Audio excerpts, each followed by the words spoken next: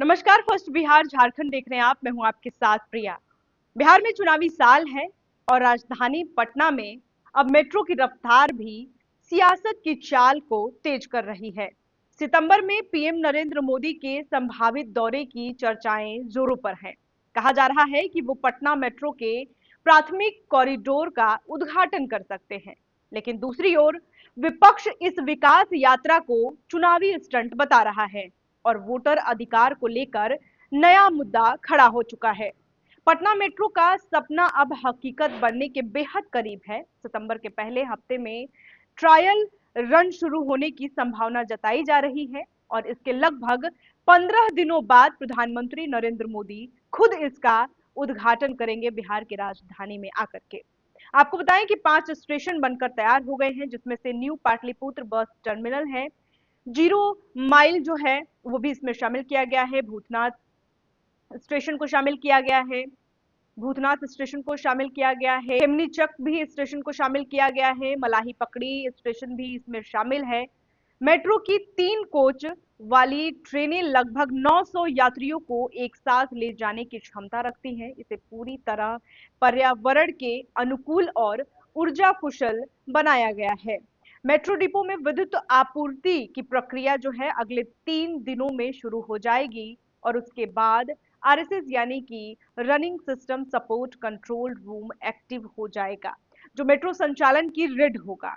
बात अब सिर्फ मेट्रो तक सीमित नहीं है। सूत्रों के अनुसार सितंबर के तीसरे या चौथे सप्ताह में पीएम मोदी बिहार आ सकते हैं और साथ ही साथ यही दौरा बन सकता है एनडीए के चुनावी अभियान की शुरुआत।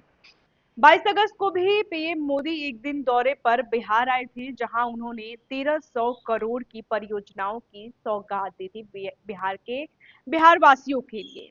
बिहार में चुनावी साल है, ऐसे में सभी पार्टियां जो हैं पूरी तरह से एक्टिव हो चुकी हैं। अब सवाल उठता है कि क्या मेट्रो का उद्घाटन विकास की डगर है या चुनावी चाल। जहां एनडीए और जेडीयू पीएम मोदी के दौरे को विकास का पर्व बता रही है, वहीं विपक्ष पूरी तरह से हमलावर है। राजद, कांग्रेस और अन्य दलों का आरोप है कि ये सिर्फ चुनावी दिखावा है और असली मुद्दों से ध्यान भटकाने की कोशिश है। विपक्ष का नया हथियार बना है वोटर अधिकार। राजद नेताओं का कहना है कि बिहार में लाखों लोग अब भी वोटर लिस्ट से गायब है या उनके नाम में गड़बड़ियां हैं। उनका आरोप है कि एनडीए जानबूझकर कमजोर वर्गों और अल्पसंख्यकों के वोट कटवाने की चाल चल रही है।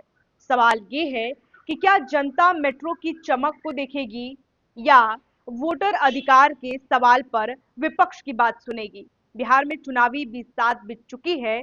एक ओर विकास के दावे किए जा रहे हैं तो दूसरी ओर लोकतांत्रिक अधिकारों का सवाल खड़ा है।